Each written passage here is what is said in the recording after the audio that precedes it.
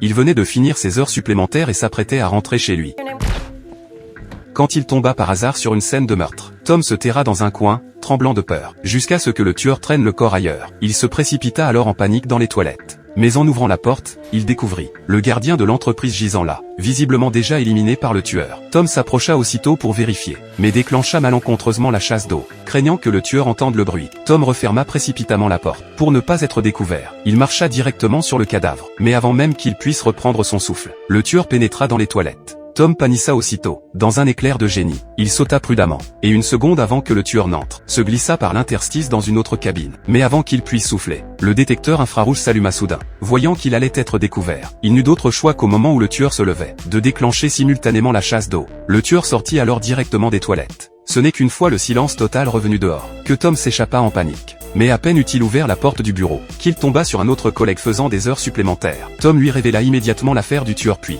tous deux se dirigèrent vers l'ascenseur. Voulant s'enfuir, ils découvrirent que l'ascenseur était hors service. Ils se rendirent alors à la sortie de secours, pour découvrir que celle-ci était également verrouillée par le tueur. Voyant toutes les issues bloquées, ils n'eurent d'autre choix que de retourner au bureau. Tom demanda à son collègue d'appeler la police sur l'ordinateur, tandis que lui-même retournait à son poste chercher son téléphone. À peine sorti, il vit le tueur se diriger de ce côté, avant même d'avoir pu éteindre l'ordinateur. Le tueur était déjà arrivé, et avait remarqué l'ordinateur allumé. Voyant le tueur s'approcher lentement, les deux hommes cachés sous le bureau étaient terrorisés. Mais le tueur se contenta d'éteindre l'ordinateur, et quitta directement les lieux, s'assurant que le tueur était parti au loin. Ils pointèrent enfin leur tête. Mais il sous-estimait l'intelligence du tueur, n'imaginant pas qu'il ferait demi-tour. Il découvrit justement le collègue s'apprêtant à appeler la police, et pointa son arme sur sa tête, demandant s'il y avait d'autres personnes dans l'entreprise. Le collègue loyal répondit qu'il était tout seul. Tom était alors caché dans l'obscurité, témoin oculaire du tueur étranglant son collègue avec un fil électrique. Tom courut rapidement vers son bureau, pour prendre son téléphone et appeler la police. Mais le téléphone était justement déchargé à ce moment-là. De ses mains tremblantes, il brancha d'abord le téléphone, s'apprêtant à aller se cacher dans la cage d'escalier. Mais il ne s'attendait pas